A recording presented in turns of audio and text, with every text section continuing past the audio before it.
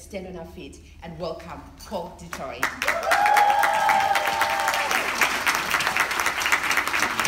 Thank you. Thank you. Before I get there, there are three kinds of people. People that can count and people that can't.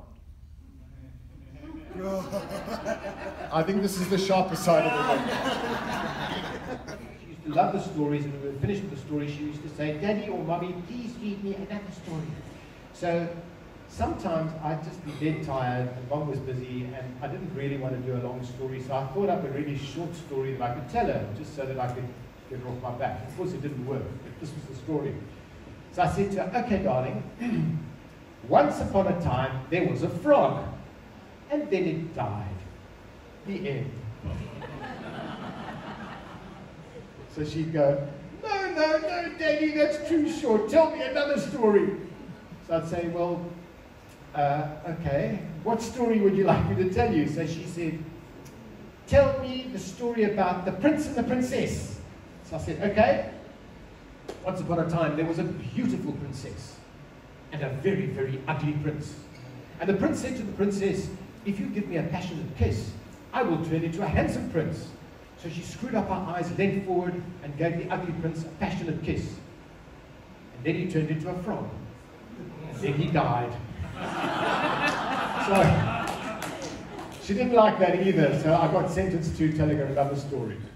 And then, for those of you who are not sure if they have children, will you please stand up? No, it's okay. No, we can, for heaven's sake. We don't know everything, but there's an opportunity to develop what I refer to as a growth mindset. And a growth mindset, quite simply, the way Harvard defines it is that if you have a fixed mindset, your belief is that your skills are innate, and you either have skills or you don't have skills.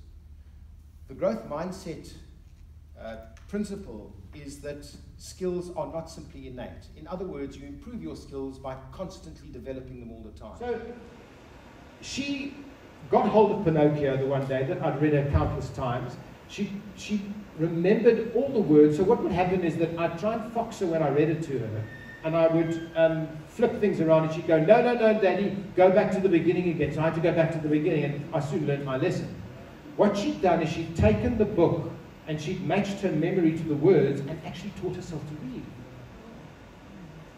We're usually preparing the content for so intensely until we get to the day that we don't leave ourselves enough time in order to rehearse effectively. So folks, stop doing your content preparation a week before, get into your rehearsal, start fine-tuning your speech so that when it finally comes out, it comes out the way that you want it to. We're sitting in the lounge. It's around about 1996, it must have been, because Chanel was 4 then, and she's busy drawing something, and she asks me a question. Don't ask me what the question was, I can't remember now. So I said, "I don't know." So she's writing. She says, "Daddy, you do know." And I said, "No, I don't know." She stood up, glared at me, she stamped her little foot, and she said, "Daddy, you do know." And I was about to respond, and suddenly the penny dropped, that in the eyes of my 4-year-old, I knew everything. Everything.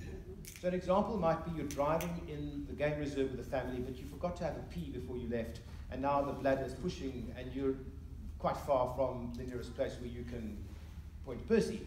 So you say to the family, "Listen, I'm just going to quickly hop out and go. We haven't seen anything for the last 6 or 7. So I'm just going to hop out and go behind. Well, you can hear, you know what's coming, don't you?" So you go behind, you drop your pants, and you start, and the relief is tangible, and you look up and you see a lion.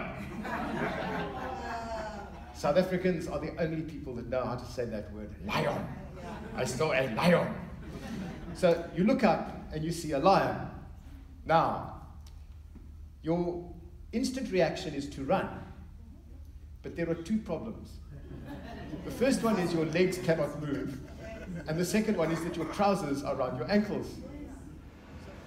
Remember, right at the start I showed you a coin, and although I said to you the coin has got 2 sides, heads and tails, the purpose of showing you the coin is that there's one central message that I want you to remember. And here is the central message.